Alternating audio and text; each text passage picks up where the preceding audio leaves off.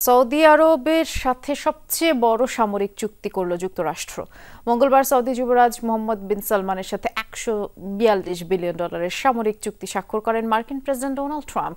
আর এর পাশাপাশি জ্বালানি, বাণিজ্য সহ বিভিন্ন ইস্যুতে প্রায় $600 বিলিয়ন চুক্তির সমঝোতা হয় দুই দেশের মধ্যে।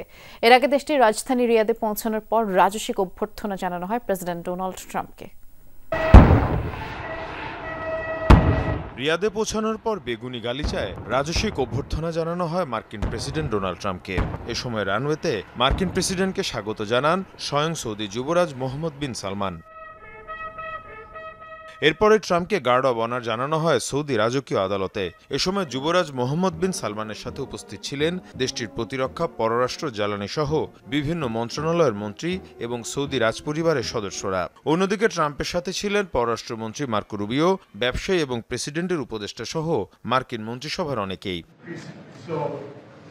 এরপরই বৈঠকে বসেন মার্কিন প্রেসিডেন্ট ট্রাম্প এবং সৌদি যুবরাজ মোহাম্মদ বিন সালমান। আলোচনা করেন নানা ইস্যুতে।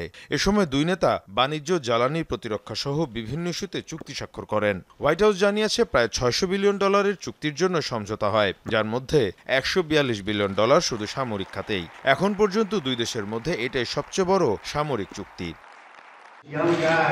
পৃথিবীতে আমরাই সেরা সামরিক সরঞ্জাম তৈরি করি। আমাদের fighter jet, missile system, Patriot সবকিছুই সেরা।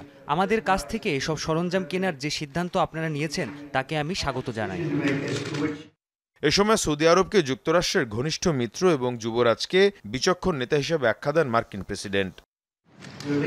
সময়ের সাথে সাথে যুক্তরাষ্ট্রের সাথে সম্পর্ক আরও গভীর হয়েছে সৌদি আরবের। যুবরাজ মোহাম্মদ বিন সালমান একজন বিচক্ষণ নেতা। আমি আশা করছি দুই দেশের মধ্যে বাণিজ্য এবং বিনিয়োগের সম্পর্ক আরও কর্মসংস্থান সৃষ্টি করবে।